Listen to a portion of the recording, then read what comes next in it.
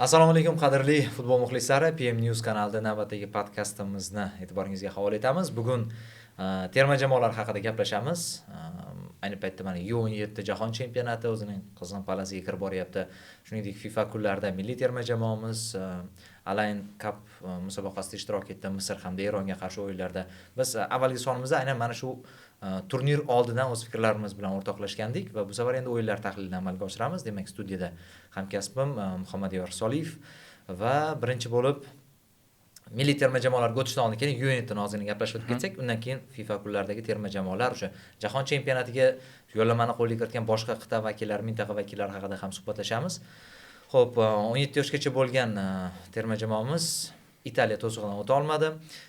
To'g'risi, Italiyani ikkita o'yinni sharhlagan bo'lsam, kimga tushsa ham shu Italiyaga tushmaylik degan o'z menda sal fikr bor edi. Aksiga olib yo'limiz kesishib qoldi.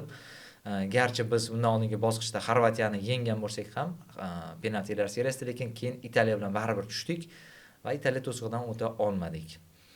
Muhammadiyor, sizda qanaqa kutilmalar bor edi? O'zi yoki Xorvatiyadan o'tishimizga qanchalik ishongandingiz va Italiya bilan o'yinga qanaqa taxminlaringiz bor? Xorvatiya bilan bahs oldidan favorit deb o'ylagandim o'zi. Ammo Italiya bilan menda ham siz kabi ikkita Italiyani o'sha sharhi bo'ldi. Guruh bosqichida, keyin nimchorak final, 16 dan bir final bosqichida va hozir so'rasangiz, faqat O'zbekiston bilan o'ynagani uchun emas, O'zbekistongacha ham, O'zbekistondan keyin eng ko'p tarkibini yaxshi biladigan, eng e'tibor qaratganim Italiya edi. Juda ham zo'r tarkib, juda ham zo'r o'yin. Shaxsan men uchun chempionlikka asosiy da'vogar. Braziliya bilan finalda ro'baro kelishini kutyapman. Shunaqa kuchli jamoa bilan o'ynadik va juda erta duch keldik deb o'ylayman. Mana shu nimchorak finaldagi bir nechta terma jamoaning inobatga olmasa qolgan hammasi bilan bemalol o'ynay olardik, yuta olardik. Ammo Italiya, fikringizga qo'shilaman, juda jiddiy raqib edi. O'sha Mambuku, Inacio endi turnir yulduzi har qanaqasiga. Hujumchisi o'sha dubl qilgan bizga. Ha. Qayerdan ketadi, mayli. O'sha. U bo'ydor, lekin haqiqiy klassik hujumchi ekan va top klublar allaqachon qiziqish bildirayotgan ekan unga. Keyin ikkinchi taymda Makaroni tushyapti, Destiny Elimagola o'sha juda baquvvat hujumchi. Elimagola tushyapti, ya'ni zaxiradan tushayotganlar ham Milanning futbolchilari yoki Juventusning futbolchilaridan. Shuning uchun bu mag'lubiyatni juda jiddiy qabul qilmagan bo'lardim. Oldingi jahon chempionatlarida ham shu natija bo'lgan. Ammo oldingi jahon chempionatlarida 32 talik yoki undan ham kamroq bo'lganligi uchun o'yinimiz bir xil. Ya'ni yetib kelgan bosqichimiz chorak final deb baholansa bo'ladi va 5 ta o'yin o'ynagan bo'lsak, hech birida o'yinni yutqazganimiz yo'q. Oldin qanaqa chiqib ketardik? O'sha oxirgi bizni yutgan jamoa yoki guruhdagi favorit yaqqol ustun bo'lardi. Birorta o'yinda hatto Italiya ham yaqqol ustun emas. Qizil kartochkadan keyin gol ura oldik. Shuning uchun zo'r ishtirok deb baholayman va juda xohlagan bo'lardim bu futbolchilar endi yo'qolib qolmasligini. Keyingi terma jamoaga o'tadi, lekin futbolchilarni o'sishi uchun baribir birinchi o'rinda klubdagi faoliyati bo'ladi. Shu klublar ham bu yoshlarga jiddiyroq e'tibor qaratishni xohlardim. Ha, qo'shilaman va qo'shimcha qilgan bo'lardim. Bu yoshlarimizdagi bitta men sezgandim, balki kamchilikmi yoki undoq qarasa qolgan U17 terma jamoalarida ham bu kuzatilyapti. Mental, ya'ni holat bilamiz ularni nimalarga qodirligini, lekin o'sha narsani ko'rsatish uchun nimadir sabab bo'lish kerak bo'layapti. Yo tanaffusda Islom Ismoilov qanaqadir ularni ruhlantiryapti, keyin birdan futbolchilarimiz ruhlangan bir holatda chiqib kelishyapti. Birinchi taymga o'xshamaydi yoki aksincha ikkinchi taymda bir taym yaxshi o'ynayapti. Yetmay qolyapti-da. O'sha biroz mental, ya'ni barqarorlik bo'lishi uchun futbolchilar 90 daqiqa davomida o'ziga ishonch bo'lishi uchun mental jihatdan zo'r tayyorgarlik ko'rgan bo'lish kerak-ku. Lekin bu fikrlar qolgan terma jamoalarda ham ko'rdim-da. Portugaliya yutqizib qo'ydi Yaponiyaga. Misol uchun men o'sha yirik hisobda yutib Marokash tarixidagi eng yirik mag'lubiyatiga sababchi bo'lgandan keyin Portugaliya favorit deb o'ylagandim.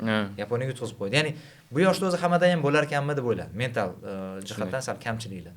Va shuni ustida ishlashsa, bu terma jamoa futbolchilari hali ko'p narsalarga qodir. Chindan ham men texnik taraflama Italiyadan qolishganimiz yo'q. To'g'ri.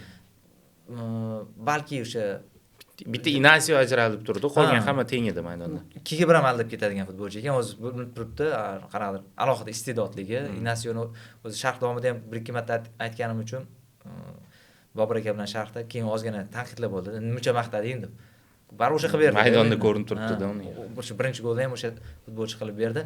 Endi uni subyektiv qanaqadir subyektiv emas, obyektiv qaraydigan bo'lsak, muxlislik o'z yo'liga, lekin realniy o'sha vaziyatga futbolchining mahoratiga baho beradigan bo'lsak, chindan ham zo'r ekan o'zi. Bezga emas ekanda, uni Borussia Dortmund erta uni o'zi tarkibiga qo'shib olgan. Shunday, o'sishda to'xtamaydigan bo'lsa, kelajakning yorqin yulduz sifatida ko'rilyapti-da. Nafaqat bizda, butun dunyoda Inasio hozir juda talabgor futbolchiga aylanib bo'ldi-da. Ham texnika taraflama umuman to'pni to'xtatishda, masalan, baribir bizning futbolchilarimizda, hatto Portugaliya futbolchilarida ham kamchiliklar ba'zi ko'zga tashlanib qolyapti. Biror marta xato qilganini ko'rmadim. To'pni yopishtirib oladi oyog'iga, o'sha biz biladigan ko'plab mashhur futbolchilardagi dribling ham bor va maydonni ko'rish, pozitsiya tanlash, hamma taraflama baribir ajralib qoldi Inasio. Hali ham uni yopdik ikkinchi taymda. Birinchi taymda eplay olishmadi-yu, lekin ikkinchi taymda yopishga muvaffaq bo'ldi futbolchilarimiz. Biroq rahmat deymiz har qanaqa holatda ham. Islom Ismoilov bilan o'sha Aliyev o'rtasidagi vaziyatga ham to'xtalib o'tsak, Asilbek Aliyev bilan biroz o'sha qizil kartochkadan keyin sal qattiq qo'llik qilib yuborgani aytilyapti. Ikki xilga frontga bo'lindi-da. Kimlardir murabbiyni yomonlayapti, kimlardir esa murabbiy haq deyapti. Shunga ham qisqacha to'xtalib o'tib ketsak. O'zi siz ham men ham o'sha sport to'garaklariga sportga qatnaganmiz va murabbiy bilan sportchi o'rtasida bunaqa voqealar juda ko'p ro'y beradi. Murabbiy keskin tanqid qiladi, sportchini faqat shu ekranga tushib qolganligi, maydon ichida bo'lganligi baribir xunuk ko'rindi. Bu yerda ikkala tomonni ham o'yin paytida juda qizishgan holatda, mag'lubiyat payti edi, tushunsa bo'ladi. Ya'ni oqlash ham mumkin, xato qilgan joyini ham aytish mumkin. Shu ekranga tushib qolganligi to'g'risi xunuk ko'rindi. O'sha paytda xayolimga birinchi kelgan narsa shu chiroyli bo'lmadi shu ish degan narsa keldi, lekin professional futbol, murabbiy va futbolchi orasida bundan battarlari ham bo'ladi, lekin ular ko'proq kiyinish xonasida bo'ladi-da. Shuning uchun ham maydonning o'zida ko'rinib qolganligi chiroyli bo'lmadi deb o'ylayman. O'zi Islom Ismoilov sal shunaqaroq boshqa murabbiylarga nisbatan juda qiziqqonligi bilan boshida Turonda ishlagan paytda tanilgan. Gapirib yuboradi ichidagi gaplarni. Ba'zida uni sal me'yorda gapirish kerak bo'lgan joyda gapirish kerak. Mana shu fikrga qo'shilaman. Uni uslubi shunaqada endi. Yo'q, lekin bir tarafdan lekin tartib intizomni yo'lga qo'yganiga qoyil, o'sha telefonlar soat 9 dan keyin kelib topshirilishi, o'sha videolarni ko'rdik va keyin o'yindan keyingi intervyudan keyin yana ham uni ko'proq tushundim. Doim provokatsiyaga uchmasligini gapirganman, 1000 marta gapirganman, lekin amalda shunga uchragani jahlim chiqardi degan ma'noda gapirdik. Uni ham tushunsa bo'ladi. Uni ham o'z haqiqati bor. Biroq rostdan ham keyinchalik katta murabbiy bo'lishni xohlagan inson bu narsaga ham baribir e'tibor qaratish kerak. Bu uni o'zini imejiga xunuk ta'sir qiladi demoqchiman-da. Shunday. Agar Aliyev qanaqadir o'sha oyoqqa zarba berib, foul evaziga qizil kartochka olganda bunaqa e'tiroz bo'lmasdi-da. Shu joyda tushunish mumkin. Ya'ni Aliyev umuman kerak bo'lmagan joyda, bizga foul bergan joyda mana shu ishni qilganligi juda ham o'sha haroratni oshirib yubordi murabbiyda deb o'ylayman. O'zi unaqa provokatsiya bilsangiz, oxirgi 15 daqiqadan keyin boshlandi. Italiyani men maqtab turgandim, umuman provokatsiya yo'q edi. Keyin boshlashdi, bo'ldi, o'sha qizil kartochkadan keyin qolganlar ham shu yo'lga o'tib olishdi, o'sha qanot himoyachimiz bilan bo'lgan vaziyatda Anvar chiqib ketdi-ku, uning o'rniga kim tushdi? O'sha vaziyatda ham atayin provokatsiyaga borishga harakat qilaverdi. 20-raqamdagi futbolchisi ham. Nimagadir keyin bular nozik tomonimizni topib oldi-da, unga hech qilmayotgandi. Undan keyin boshlandi. Bu baribir bizni eskidan muammomiz bo'lib kelgan, provokatsiyaga uchamiz.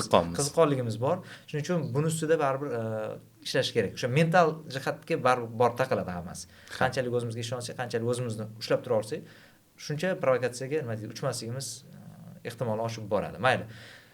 Rahmat deymiz baribir har qanday holatda ham futbolchilarimizga hali ishonamiz, kelajakda ular bundan yuqoriroq marralarni zabt etishiga umid qilamiz. Hali 20 yoshgacha bo'lgan mana terma jamoamizga ham jalb etilsa kerak. Adashmasam mezbon bo'lamiz. Ha, Ozarbayjon bilan mezbon va shu yigitlar o'ynashadi o'sha. Katta ehtimol, ha. 18-19 yoshda bo'ladi-da, taxminan, to'g'rimi o'sha paytda? Keraklilarni chaqiradi-da baribir bosh murabbiy. O'shanaqa musobaqalarda ham albatta bu yigitlardan yanada kuchli o'yinlarni kutib qolamiz. Xo'p, endi milliy terma jamoamizga to'xtalsak, milliy terma jamoamiz to'g'risi men kutgandan ko'ra ancha muvaffaqiyatli natija qayd etdi. Umuman gol o'tkazmadik.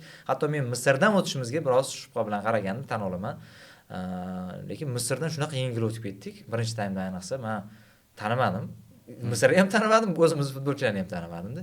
Shu o'yinga ham to'xtalib o'tsak. Oston ustun qilib tashladik. Misrga qarshi bahsda Oston Nurunovning benefisi, faqat Oston emas, o'sha Otabek Shukurovning harakatlari, u assist juda chiroyli edi.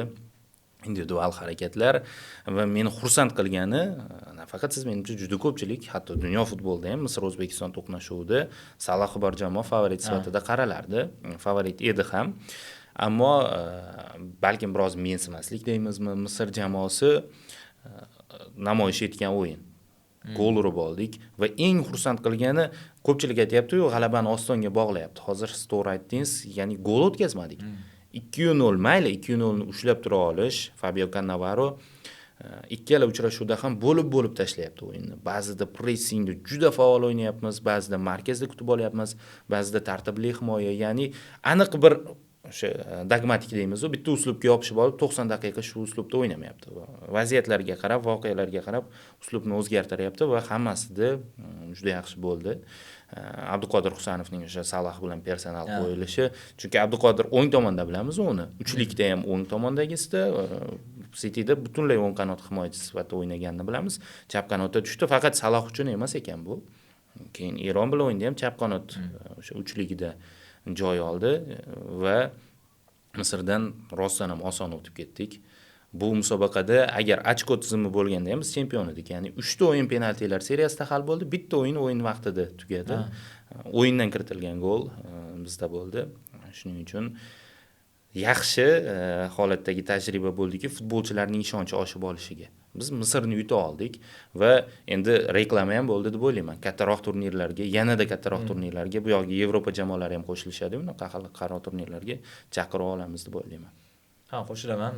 Rostdan ham Misr bizgacha bo'lgan statistikasini ko'rib turib, men yana ham shubham oshgandim. Terma jamoamiz yaxshi natija qayd etishiga, umuman yutqizmay kelayotgan, gol o'tkazmay kelayotgan Misrni biz aytarli bir muammosiz yengdik. To'g'ri, ikkinchi taymda balki ularga sal nazoratni bergandirmiz, lekin himoyada bexato o'ynadi futbolchilarimiz va bu yerda o'sha Cannavaroni baribir qisqa muddat ichida ancha katta ishlar qilishga muvaffaq bo'lganiga ham qo'yib qo'yish kerak. O'sha shtab haqida gapirmoqchi edingiz, o'shani ham bir bersiz. Ko'pchilik maqtayapti deb. Ha, bu yerda Cannavaroning shtabi italiyaliklar tomonidan e'tirof etilgan, Italiyadagi eng zo'r mutaxassislar jamoasini olib ketdi degan ma'noda. Bu yerda Buffon bilan ishlagan darvozabonlar murabbiyi keldi va darvozabonimizda bu sezildi deb ayta olaman. O'sha yordamchi murabbiylar, analitiklar hatto O'zbekistondan ham o'sha Bunyodkor klubidagi italiyalik mutaxassis jalb etildi, oshpazlargacha olib kelindi. Juda professionallashib ketdi murabbiylar shtabi. Xorijlik murabbiyning ustunligi ham shunda, ya'ni dunyodan zo'r mutaxassislar, Italiya futbol maktabi baribir har qanaqasiga juda katta maktab va shu yerdan eng zo'r mutaxassislarni tanlab olib kelgan. Hozirgi zamonaviy futbolda hatto Guardiolada ham yordamchi juda muhim, shtab muhim. Mana shu shtabga qoyil qolish kerak va ko'p eshitdimda, bu jamoa o'zgarmadi-ku, o'sha jamoa o'yinni davom etyapti, Cannavaroning qo'li sezilmadi degan ma'noda yo'q, menimcha sezildi. O'yin uslubimiz o'zgarishida bu yerda va o'zi Cannavarodan hech kim menimcha uslubni o'zgartirishni talab qilmagan. Shu yo'lda davom etib, yangiliklar qo'shib borishdi, yangiliklar qo'shilyapti va futbolchilar bilan oila bo'lgandek tuyuldi. Kubokni nishonlash jarayonida, bundan avvalgi uchrashuvlarda alohida bo'lmayapti. Anaqa Mnoning murabbiyimiz Kapadzeda olingan. Katanetsda yaqqol sezilgan. Boshida kelgan payt qanaqa keyinchalik ham bir juda kirishib ketgan holat. Murabbiy bilan futbolchilar orasida qanaqadir ko'proq masofa bordek tuyulardi. Lekin Cannavaro yaqin o'tmish futbolchisi baribir va hozir unga eng muhimi ham o'z taktika, sxemadan ko'ra futbolchilar bilan til topishib olishi, shunga juda jiddiy urg'u qaratibdi. Va bu sezildi. Yoqimli holatdek tuyuldi Cannavaro bilan futbolchilarimizning munosabati. Albatta, rostdan ham kayfiyat hozircha ko'tarildi futbolchilarimizda. Eron bilan o'yinda eronliklarning o'yindan oldingi gap so'zlari qanaqadir bir motivatsiya ham bo'lgandek bo'ldi. Eron televideniyasida biz bu safar yana finalda O'zbekiston bilan o'ynamaylik, Misr bilan o'ynaylik deb qanaqadir gap so'zlar qilishdi. Hatto o'yindan keyin Mehdi Tarimiyga biroz e'tirozlar bo'ldi va u sal jiddiy nima deydi, qat'iy javoblar bilan o'sha jurnalistlarga fikr bildirdim. Ya'ni terma jamoamizni qanchalik kuchayganini, ulg'ayotganligini eronliklar baribir qabul qila olishmayapti. Doim yutib yurgan raqibini endi qanday qilib yuta olmayapmiz ketma-ket o'yinda degan ma'noda o'sha savollar berganda biroz o'sha tanqidiyroq savollar bo'lganini ko'rdik. Bu bir tarafdan odatda teskarisi bo'lardi-yu. Ha. O'shanga noodatiy bo'layapti. Ketma-ket mana o'yinlarda yutyapmiz. To'g'ri qiyin bo'ldi. Yana o'sha Eron bilan og'ir bo'ldi. Dastlabki daqiqalarda balki bizda yaxshiroq imkoniyatlar bo'lgandir, lekin umumiy fon o'sha og'ir o'yinga guvoh bo'ldik, kutilgan. Ha, o'zi Eron futbolda har qanaqasiga tushish deb o'ylayman. Oldin Eronning ayniqsa yoshlarda yaqqol sezilyapti bu. Shunday. Oldin Eronning klublari ham zo'r edi. Istiqlol, Persepolis, hozir Istiqlol ham, Persepolis ham, Traktorda ham juda tushish. Osiyo Chempionlar Ligasida ham, ichki chempionatda ham Istiqlol birinchi o'rinda ketyapti, lekin juda ko'p ochko yo'qotgan holatda. Bunaqa chempionatni topish qiyin va Alirizo Jahonbaxsh 4-noyabr kuni yangi jamoasi bilan shartnoma tuzdi. Ya'ni 1 hafta oldinda, 1-2 hafta oldin va u yerda murabbiy tomonidan shart qo'yilgandi. Jamoasiz yuribsan, terma jamoaga chaqirmayman degan ma'noda va Belgiyaning quyi jamoalaridan biri, outsider klublaridan bilan shartnoma tuzdi. Feyenoord vakili edi u. Mehdi Taremi Interda Chempionlar Ligasi finaliga chiqqan futbolchi, hozir Olympiakosda, bu ham tushish. Azmun umuman futbol o'ynamay qo'ydi bu mavsumda, jarohat, tiklanish, jarohat shunaqa holat bo'lib qoldi Azmunda va Erondan doim bitta yosh yulduz chiqib kelardi-yu. Hozir umuman yo'q-da, o'sha hali ham Shojayi Halilzoda, hali ham o'sha Saman G'addos, hali ham o'sha Bayronvand, ya'ni Eron futbolda o'tish davriga ehtiyoj bor, yangilanishga. Bizda bo'lyapti-yu, yangi futbolchilar birin-ketin. Ehtiyoj bor, lekin futbolchi yo'qdek ko'rinyapti. O'zi buni javobini aytdingiz, o'sha yoshlar futboldagi natijalarning yomonligi. Ammo har qanaqa holatda Eron Osiyo grandi, Eron qo'rqinchli. Bu futbolchilarning tajribasi, maydonda nima qila olishi va yaxshi ham bo'ldi deb o'ylayman finalga Eron bilan o'ynaganimiz. Cabo Verde yangi jamoa, yangilik va u yerda zo'r futbolchilar bor ekan. Cabo Verdeda, Portugaliyada tug'ilgan, Pafosning o'sha yetakchisi bor. Ammo Eron bilan Kafa musobaqasidan keyin Otabek Shukurov intervyu berganda, tatimadi degan ma'noda. Chempion bo'ldi, lekin tatimadi, bir kishi ko'p bo'lib yutganimiz uchun, o'yin ekstraga o'tgani uchun deb. Lekin bu safar ham Otabek Shukurov intervyu beryapti. O'shanda tanqidlar bo'lgandi, xususan Eron matbuotida. Endi bir kishi kam bo'lib yutdik, endi qanday vaj bor degan ma'noda. Shuning uchun isbotlab qo'ydi futbolchilar o'sganligini. Balki kimdir qo'shilar, kimdir qo'shilmas. Men uchun O'zbekiston futboli hozir Eron futbolidan o'tib ketdi. Menga bu uchrashuvdan keyin yana ham bu fikr nima deydi, ichimda menda ham o'tgan bu fikr borgan sari yana ham ko'proq ishonch paydo bo'lyapti bu fikrga. Chunki yoshlar futbolida biz ulardan ancha oldinga o'tib ketgandik. Endi milliy terma jamoada qandaydirchi baryer deydi-yu, ruhiy baryer, to'siq. O'sha narsa bor edi, o'sha narsadan o'tib oldik. Bilsangiz, bir vaqtlar Arsenalda bo'lardi. Nuqul Liverpool yoki Cityga kelganda qoqilardi. Zo'r kelardi-da, keyin qoqilardi. O'sha to'siqni o'tib oldi. Arteta mana hozir ko'ryapmiz, ichki chempionatda peshqadam bo'lib turibdi. Enfieldda ham yutish hattoki eplay olyapti-da. Qo'rquv yo'qoldi-da futbolchilarda. Ko'zda umuman qo'rquv yo'q Eron bilan o'yinda. O'sha narsadan o'tib oldik rostdan ham va bu yog'iga shu ruhda davom etishimiz kerak. Ustik mana yoshlarga yetib chiqyapti, ularning integratsiyasi hali davom etadi. Bizda ham baribir avlod almashadi jahon chempionatidan keyin. Ko'pchilik futbolchilar ketadi, lekin o'rinbosarlar, yaxshi o'rinbosarlar yetib chiqyapti. Shunisi xursand qiladi. Xuddi shunday. Xursandmiz. Bu yog'iga ham albatta omad tilaymiz terma jamoamizga, shuningdek Cannavaro bu bilan to'xtab qolmaydi deb ishonamiz. Biroz uslubda o'sha yaxshi tomonga o'zgarishlar, asosan vertikalroq futbol ko'rsatishni boshladik. Bu narsa oldin ham Katanisda ham yoki Kapadze endi kelgan paytda ham Eronga qarshi o'yinda kuzatilgan.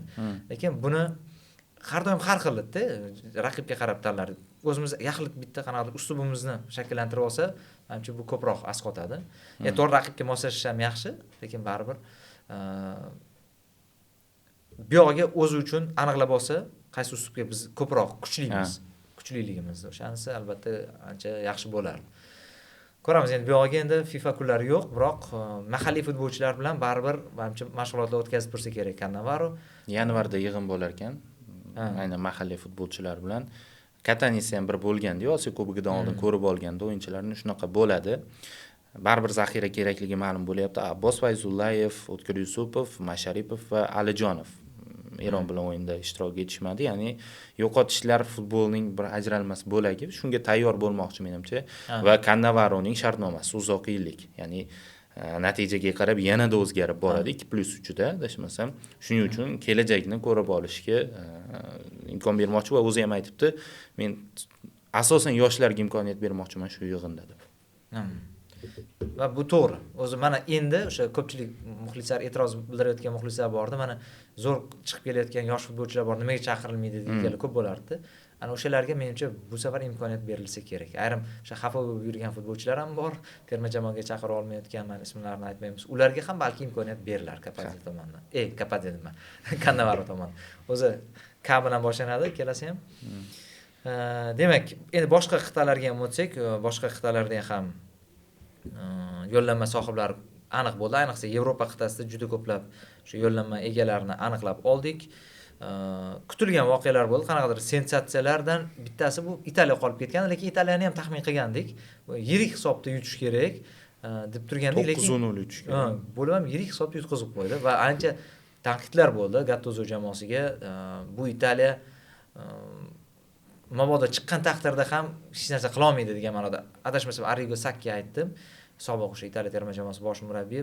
Italiyada qandaydir g'alati o'yin bo'ldi. Shu 1-4 hisobida o'z maydonida yutqizishi bu shubhasiz sharmandalik mag'lubiyat. To'g'ri, Norvegiyani maqtash mumkin. Norvegiya ham zo'r avlod hozir paydo bo'lgan. Lekin baribir Italiya bu Italiya. Va o'zida bunaqa yirik hisobda yutqizishi bu sharmandalik natija. O'tish o'yinida qatnashadi Italiya va u yerda lekin yo'l oson tushdi Italiyaga. Eng oson deymiz-ku, lekin Makedoniyadan o'ta olmaganda bu Italiya, shuning uchun ham bilib bo'lmaydi. Rostdan ham Sacchi Bezga aytmayapti, hamma narsa kutsa bo'ladi. Ya'ni yomon ma'noda ham hamma narsa kutsa bo'ladigan bo'lib qoldi Italiyadan. Bitta o'yin yutqizsa, misol uchun Wales yoki Bosniyaga bundan keyin yutib qo'yish mumkin bo'lgan jamoalarda. To'g'ri. Wales bilan Bosniya chindan ham jiddiy raqib bo'lib berishi mumkin. Birinchi o'tish o'yini o'tgan taqdirda ham. Shuningdek, Turkiyani ko'pchilik chiqishini kutyapti. Turkiyani yo'li ham lekin oson emas. Ruminiya bilan boshlaydi. Keyin Slovakiya bilan Kosovo g'olibiga tushadi. Yo'q, bo'ldi, adashdim, anaqa bilan adashtirdim. Shvetsiyada juda og'ir. Shvetsiyani, Albaniya borda. Albaniya, Polsha, Ukraina. Ya'ni Ukrainada ham yaxshi tarkib bor, yoki Lewandowski yoki Yokeresh Isak qolib ketishi mumkin. Albaniyaning tarkibi ham juda zo'r, Italiya seriyasidagi futbolchilar bilan to'lib toshgan. O'lim yo'li bo'lib qoldi. Ya'ni guruh emas-ku, o'lim yo'li bo'lib qoldi mana shu. Bir-biriga juda ham yaqin teng bo'lgan jamoalar unda ro'baro keladi. Xo'p, Yevropadan Fransiya, Portugaliya, Xorvatiya, Norvegiya chiqdi, Germaniya, Niderlandiya, Ispaniya, Belgiya, Shveysariya, Shotlandiya chiqdi. Shotlandiyada ham bayram bo'ldi, katta bayram bo'ldi. Shotlandiyada o'zi baribir yaxshi, hozir yana yetakchilar paydo bo'lgan, McTominayni alohida e'tirof etsa bo'ladi. Undan tashqari Avstriya ham, demak, yo'llanmani qo'lga kiritdi. Angliya endi sal avvalroq yo'llanmaga ega bo'lgandi. Bu yerda hozircha unaqa kutilmagan qandaydir sensatsiya bo'lmadi. Asr kuchli terma jamoa qolib ketishi. Yevropada hozircha bo'lmadi. Endi bu yog'iga uzatilishi mumkin. Gruziya play-offga ham o'ta olmay qoldi. Endi u o'lim guruhida edi. Turkiya va Italiyadan tabiiyki ortda qoldi. Yirik hisobda Ispaniyada emasmi? Ispaniyadan o'z maydonida o'ta yirik hisobda mag'lubiyatga uchrashi imkoniyatlarni keskin pasaytirib yubordi. Yana sensatsiyalar bo'ldi. O'sha Shimoliy Amerikada Curacao jamoasining musobaqa yo'llanmasini qo'lga kiritishi katta bayram, hattoki o'sha murabbiymi yoki prezidentimi kimdir gapirdi, bu bizning prezident biz jahon chempionatida yutdik dedi. Jahon chempioni bo'ldik degan ma'noda gapiribdi. Chindan ham shunaqa jamoalar ham o'ynaydi. Qiziq. O'zi U17 da ko'rdik mana bu formatni. Har qanaqa o'sha sensatsiyalar bo'lishi mumkin. Fiji chiqdi, yangi Kaledoniya chiqdi. Undan tashqari Kaledoniya bu mundialga ham chiqishi mumkin. Endi juda qiyin u, lekin play-offga o'tganda. Shuning uchun mana shunaqa yangi nomlarni ham ko'rishimiz mumkin. Endi Karragerning nima deyish qiziq menga, chunki Cabo Verde, O'zbekiston, Iordaniya boradigan jahon chempionati biroz zerikarli deb fikr bildirgandi. Misrni yutib qo'yapmiz. Mana Cabo Verde ham Eron bilan penaltilar seriyasida, Misr bilan penaltilar seriyasida o'yin bor, lekin Curacao qanaqa qiladi bilmadim. Dik Advokat bosh murabbiyligida. Advokat qoyil ko'plab terma jamoalarda ishlagan, yaxshi natijalar qayd etgan, hali ham karomat ko'rsatyapti-da.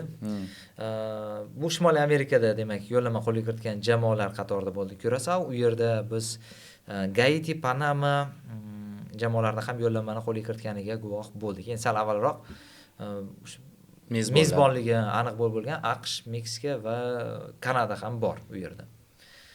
Shunaqa gaplar hozircha, demak, qolgan jamoalar yo'llanma qo'lga kiritganini allaqachon bilardingiz. Janubiy Amerikada allaqachon aniq bo'lib ulgurgan edi. Va endi bu yoqga o'sha mintaqalararo play-offga ham qur'a tashlash marosimi bo'lib o'tdi. U yerda Iroq bilan Kongoning imkoniyatlari yuqori. Iroqqa shunday ham qiyin jamoa tushib qoldi-da, o'sha Janubiy Amerikadan Boliviya edi, adashmasam play-offga o'tgan jamoa. Boliviya bilan final bo'ladi, juda qiziq o'yin bo'ladi. Keyin bitta savol, Nigeriya chiqa olmadi. Nigeriya va Kamerun. Kamerun. Alsimxem bilan BMO qolib ketdi. Mana shu Bu sensatsiyalar Afrikada bo'ldi-da, rostdan ham. Endi men ko'proq Nigeriyani, to'g'ri, Kamerun ham kuchli terma jamoalardan, lekin Nigeriyada Iwobi, Alsimxem, Lukman, Chukwueze ham bor edi, adashmasam. Alsimxem. Bunday tarkib bilan qolib ketishi biroz g'alati bo'ldi. Xo'p, bizda FIFA reytingi o'sha e'lon qilindi yaqindagina va biz kuchli 50talikka kirdik. Shuning uchun endi savatda 4-savatdan 3-savatga o'tmoqdamiz. Shunga ham to'xtalib o'tsak, bu imkoniyatlarimizni qanchalik oshiradi, qanchalik bu bizga foyda beradi, shunga ham to'xtalib o'tsak. Imkoniyatlarimiz ayniqsa Shimoliy Amerika jamoalari chiqqandan keyin oshib ketdi. 4-savatdan joy olyapti. O'sha Curaçao yoki Gaiti jamoalari, Yangi Zelandiya bo'ladi u yerda va o'sha 4-savatga tushishimizni ham ko'pchilik aytdi-yu, baribir Yevropa jamoalari bilan alohida savatda bo'lamiz, tushishimiz mumkin deb. Lekin juda ham yaxshi holatda 3-savatda ekanligimizni, 3-savatda Italiya jamoalari chiqsa, hamma birdek kuchli bo'lardi. Bu yerda biroz kuchsizroq jamoaga tushish ehtimolimiz bor va o'sha taxminiy, o'zim ham yozgandim, taxminiy guruhimiz hattoki Kanada, Ekvador, Gaiti yoki Curaçao, O'zbekiston bo'lib qolishi mumkin. Shunaqa juda oson guruhga tushish imkoniyati paydo bo'lyapti. Agar 4-savatda bo'lsak, har qanaqasiga bitta jiddiy jamoa bo'lardi. O'z jahon chempionatiga borgandan keyin jiddiy jamoa bilan o'ynash muhimroq ham. Faqat oson jamoalar bo'lib qolishi ham balki qiziq bo'lmas, ammo imkoniyatlarni oshiryapti. 3-savat sifatida bitta oddiy jamoa aniq bo'lyapti-da. Bizdan nisbatan kuchsizroq baribir bo'lgan jamoa bo'lishi aniq. Yaqinda qur'a tashlanadi, 14 kundan keyinmi qur'a tashlanadi va siz ham o'z taxminingizni yozib qoldingiz mana shu yerda izohlarda. Kimlarga qarshi o'ynaymiz sizningcha? Savatlarni ko'rib, o'sha kimlarga qarshi tushishimiz mumkinligini o'zingiz taxminingizcha yozib qoldirishingiz mumkin. Sovg'a ham. Keling, mana shuni qilamiz. Sovrin belgilaymiz. Faqat 15 kundan keyin, o'sha 14 kundan keyin aniq bo'ladi kimlarga qarshi tushishimiz. Va agar kim to'g'ri topgan bo'lsa, unga demak doimgidek shu sovg'a beriladi kanal tomonidan. Faqat mana shu qur'agacha o'z taxminingizni yozib qoldirgan bo'lishingiz kerak. Shart shunday. 3ta jamoani topishingiz kerak bo'ladi guruhimizda. O'zbekistondan tashqari qolgan 3ta jamoani topsangiz bo'ladi. Qani ko'ramiz. O'zgarishi albatta bu ham qiyin, chunki endi jamoalar soni 48 ta. Shu sababli ko'ramiz. Shaxsan o'zimga ham qiziq kimlarga qarshi tushishimiz. Kanadaga tushishimiz negadir ko'pchilik xohlayapti. AQShdan ko'ra Kanadada o'ynashimizni. Menga ham shu rostdan ham yaxshiroq. Meksika mezbonlar ichida jiddiy raqib jahon chempionati tajribasi. AQShda ham yulduzlar, Pochettino. O'zi aslida Kanada ham xavfli. Kanada so'nggi Shimoliy Amerika chempionatida juda zo'r o'ynab yubordi. Jonathan David, Alfonso Davislar bor. Mayli birinchi savatdan istalgan bir kuchli jamoa tushsin-da, ikkinchi 4-savatlar omadli kelsin. Ko'ramiz. Siz ham albatta taxminingizni yozib qoldiring. Keyin barchani tabriklab qolamiz. Mart oyigacha FIFA kunlari yo'q endi bu yoqqa. Ya'ni klublar futboli bilan tinimsiz yashash mumkin. Keling, klublar futboliga qisqacha o'tamiz. Ya'ni chempionatimizga to'xtalib o'tsak, kecha bitta muhim o'yin bo'lib o'tdi. Paxtakor Nasaf uchrashuvi va bunda Nasaf mag'lubiyatga uchradi va natijada chempionlik uchun imkoniyati qolmadi desak ham bo'ladi. Qolmadi. 3 ochkolik farq va yana bitta zaxira o'yini ham bor Neftchining, shuning uchun har qanaqasiga o'tib keta olmaydi Nasaf Neftchidan. Shu chempionatga qisqacha to'xtalib o'tsak, chempionatimizda hozir Nasaf va bunaqa pasayishi keyin ham bitta narsaga e'tibor qaratdim-da, 17 shu terma jamoamiz birorta Nasaf futbolchi yo'q ekan. 20 da ham yo'q edi. Ya'ni Olimpiya jamoamizda keyin Bahromov birdan paydo bo'lib chaqirildi. O'zi qaysidir mutaxassis bilan bir suhbatda aytgandi. Nasafdan shu yosh avlod jamoalarida futbolchi yetishib chiqmay qo'ydi deb. Shu akademiyani aytmoqchi edim. Mana akademiyani ham ta'siri bo'ldimikan? Chunki o'sha kuni kecha sharh jarayonida ham qarayapman. Bor o'zimiz mahalliy futbolchilar, terma jamoa futbolchilari bor, lekin ular charchab kelgan. Keyin qanaqadir ular o'rni bosiladigan munosib variantlar qolmaganda edi zaxirada. Va bu ko'proq ta'sir qildimikin deb o'ylayapman chempionlik poygasiga Nasafga. Biz endi to'g'ri Akmal Mazgovoyni ham aytdik, yetishmadi dedik yoki bo'lmasa darvozabonda pasayish dedik yoki o'sha yaxshi hujumchi yetishmadi o'tgan mavsumdagi degan ma'noda. Hammasi sabablardan bittasi, lekin rostdan ham doimo akademiya to'ldirib kelgan-ku, kimlar ketsa, o'rni to'ldirib kelgan. O'sha narsa bu safar ko'proq yetishmadimi, chempionlikka ko'proq ta'sir qildimi deb o'yladim. O'zi oxirgi yillarda shu Bahromov chiqdi-da, porlab. Bahromovda ham shu Akmal Mazgovoy ketgandan keyin o'sha xalqaro maydondagi ajoyib uzatmalari bilan chiroyli gollar. Shuning uchun o'z mashhur gap bor, chempion bo'lmoqchi bo'lgan jamoaning zaxirasiga qarash kerak deb. Paxtakor, Neftchi, Nasaf qaysi birining zaxirasi yomonroq? Menimcha Nasafniki. Nasafni qaysi o'yinda sharhlasam ham zaxiradan maydonga tushadigan futbolchilar himoyachilar bo'lyapti-da. Yarim himoyadan bu yoqqa zaxira o'yinchisi deyarli yo'q. O'sha Adenis Shalo olib kelindi yoki Otobanjo, legioner futbolchilar. Nasaf darajasidagi legionerlar emas ochig'i. Nasaf o'ynayotgan raqiblarning legionerlari kuchliroq bu yerda. Paxtakor, Neftchi Osiyo Chempionlar Ligasiga elitni-yu aytmasa ham bo'ladi. Shu sababli bu mavsumda Nasaf har qancha harakat qilmasin, baribir tarkibdosh beraman deb o'ylagan bo'lardim. Va Neftchi atrofida ba'zi tanqidiy so'zlar yuribdi, chempionlik yo'lida o'sha Berdiyevning gaplari mashhur bo'ldi. Yo'q, Neftchi nima qildi? Muhim o'yinlarda Dinamoni yengdi, Nasafni o'zini bir kishi kam bo'lib yengdi va ikkinchi davrada juda kam o'yinda ochko yo'qotdi. G'alabali seriyalar ketma-ket qayd etildi va Neftchi chempionlikka rostdan ham munosib tarzda yetib kelyapti va endi Nasaf hattoki 3-likni boy berib qo'yishi mumkin. So'nggi turda Dinamoga yengilsa butunlay chiqib ketishi mumkin-da. Hozir hatto Paxtakorda ham imkoniyat paydo bo'lib qoldi. Endi to'g'ri, bu deyarli faqat Neftchiga bog'liq-da bu. Yo'q, Neftchini o'zini qo'lida turibdi, lekin Paxtakor hozir ikkinchi o'ringa chiqib ketib qolgani men hayron qoldirdi. Shunaqa yo'qotishlar bilan boshlab mavsumni hozir tepada turibdi. Biroq baribir qiyin endi. Bu Neftchi ikkita o'yindan bittasini yutsa ham bo'ldi, yetarli. Hozir ochkolar teng kelib qolmaydi har qanaqasiga hozir. Yo'q. Neftchiga agarda bu turda g'alaba bo'lsa bo'ldi. Durang bo'lsa endi keyingi turda bir ochko jamg'arsa chempionlikdan chiqib ketishi mumkin, lekin hattoki ikkita o'yinda durang o'ynasa ham va katta ehtimol bilan Qizil Qo'mbil bilan uchrashuv bu tayyorgarlik ham ko'rilyapti chempionlikka. Bu yerga barcha farg'onalik mashhurlar chaqirilgan, PFL kubokni olib borish haqida gap so'zlar bor, ya'ni Neftchi menimcha bo'ldi. Bu albatta bu ko'pchilik tomonidan kutilyapti. Endi shunchaki aytmoqchi bo'lganim, hozir yana qanaqadir oxirgi turda o'tgan mavsumda o'zgarishlar bo'lib ketib qolganda, shunaqa qanaqadir o'zgarishlar bo'lib ketib qolsa, to'g'ri Neftchiga yetib borish qiyin, lekin qolgan pastki pog'onlarda bo'lib qolishi mumkin. Keyin shu o'rinda aytish kerak, balkim poytaxt yoki voha jamoalari biroz xafa bo'lar bu fikrdan. Vodiyga chempionlik qaytgani Superligaga juda katta plyus bo'ladi deb o'ylayman. To'g'ri. Andijon keyingi mavsumda chempionlikka da'vo qiladigan jamoa qurmoqchi. Navbahor shunga harakat qilyapti. Hatto Qo'qonda shunaqa vazifa borligi haqida yozishyapti. Neftchining o'zi yanada kuchayadi. Agar Neftchi chempion bo'lmaganda keyingi yil tarkib saqlanib qolarmidi, yo'qmi degan savol bor. Ya'ni kamida Vodiydan yana 3 ta jamoa chempionlik kurashiga qo'shilishi taxmin qilinyapti. Endi voha poytaxt qaytarib olishga harakat qiladi chempionlikni. Keyingi mavsumda chempionat zo'r bo'lishiga sabab bo'lyapti mana shu Vodiy jamoasi chempionlikni olayotgani. Raqobat qancha o'ssa, chempionatimizni albatta obro'yi ham shuncha ko'tariladi va tomoshabobligi ham shuncha oshadi. Men ham buni tarafdoriman. Va bitta yana savol, oxirgi savol, Ro'ziqul Berdiyev taqdiri qanaqa bo'lar ekan deb o'ylaysiz? Ishlashda davom etadimi yoki bu chempionlik boy berilishi rahbariyat tomonidan sal qat'iy qaror qabul qilishiga sabab bo'larmikan? Hamma frontda ishlar o'xshamadi-da bu mavsum. Kubok boy berildi juda erta. Chempionatda mana agar 3-o'rinni ham egallay olmasa, bu Nasaf uchun juda yomon mavsum bo'ladi. Osiyo Chempionlar Ligasi elitda g'alaba yo'q. Shu sababli menimcha Ro'ziqul Berdiyevning o'ziga ham bir o'sha yangilanish, yangi havo kerak deyiladi-yu. Boshqa jamoada tasavvur qilish juda qiziq bo'ladi-da. Istalgan Superliganing o'sha klubi, albatta u chempionlik da'vosiga ega jamoaga boradi. Ro'ziqul Berdiyev shubhasiz Superliganing eng zo'r murabbiyi, ammo Nasafga ham Ro'ziqul ba'zida bo'ladi, ikki tomonga ham foydali bo'ladigan o'sha ayrilishlar.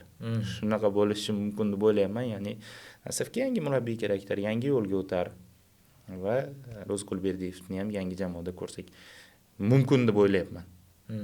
Bu mavsumda ketishi mumkin. O'zi o'tgan mavsumda hattoki so'nggi imkoniyat deyilganda chempionlik qo'lga kiritilgan. Bu safar baribir bank yana ham ko'tarildi, talab oshdi rahbariyat tomonidan. Ancha-muncha transferga pul ham sarflandi. To'g'ri, ketganlar ham bor. Lekin rostdan men ham shunaqa taxminni o'ylayapman. Sal rahbariyat keskinroq qaror ham qabul qilishi mumkin. O'zi ba'zi yaxshilikka bo'ladi ko'pincha, bilamiz. Ikki tomonni ham foydasiga ishlashi mumkin.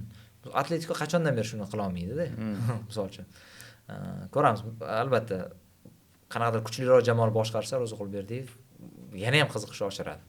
Bir tarafdan balki qolar, ko'ramiz. Chunki Ro'ziqulberdiyevsa Nasaf Ro'ziqulberdiyev qabul keladigan bo'lib qolgan. Va Ro'ziqulberdiyev boradigan jamoaning rivojiga ham katta foyda bo'ladi. U akademiyaga doimiy e'tibor qaratadigan murabbiy, shu sababli yoshlar tizimida ham o'sish bo'ladi deb o'ylayman.